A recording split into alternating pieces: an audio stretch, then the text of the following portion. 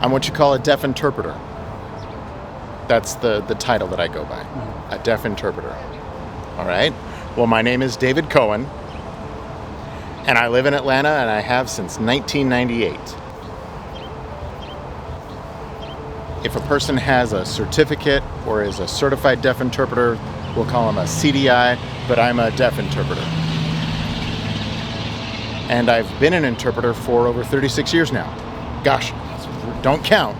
Don't count. You'll figure out how old I am. But yes, I am deaf. I was born deaf. And you might see me and wonder, wait a second. If he's deaf, then how is he interpreting for the governor? I have a hearing interpreter that works on the team with me. They hear what's being spoken. So whoever's speaking at the podium at whatever press conference, the hearing interpreter is listening to them and then signing to me what the message is. I then see what the message is, and then I turn it into a more accessible form of sign language. My thought process is, what is going to be the deaf perspective? How will the deaf culture, people who are in the deaf culture, be able to understand the message more clearly?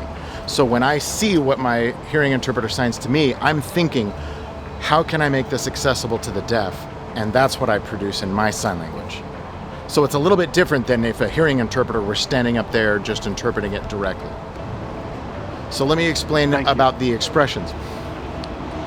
If you look at me on television, you're seeing a flat plane. And if I'm interpreting in a flat plane, then I have to enhance the message to make it look more like it's three-dimensional.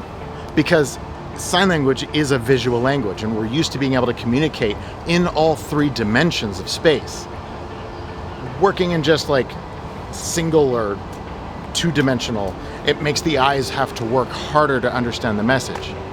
So my job, part of my job as the deaf interpreter, is to help the deaf people access the information, to make it easier on their eyes, so that they don't have to focus on the language, they can just focus on the message. Perfect. But it's not because I'm theatrical or that I want the attention, it's about the language, because it's visual, and that's how I have to make it.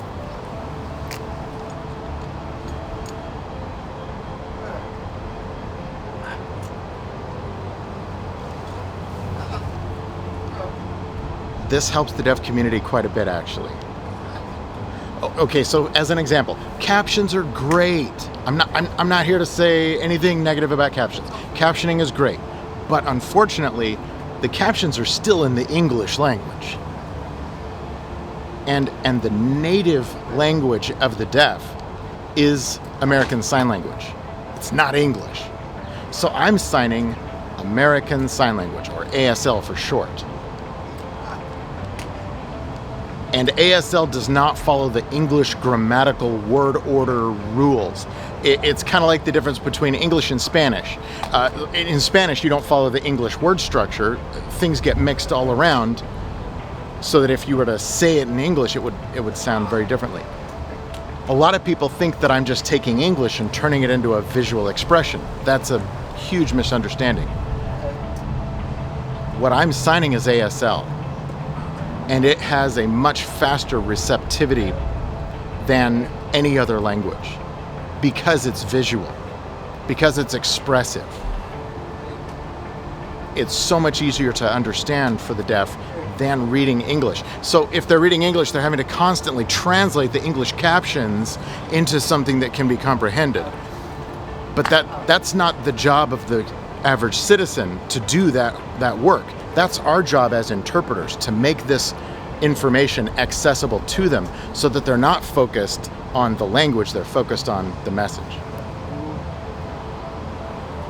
The deaf community is absolutely thrilled with the accessibility. And we're seeing more and more deaf interpreters being employed at press conferences. This is absolutely wonderful for us. And we are grateful, especially here, for Governor Kemp and his staffers to invite us to be inclusive of having interpreters present for his press conferences. It helps so much.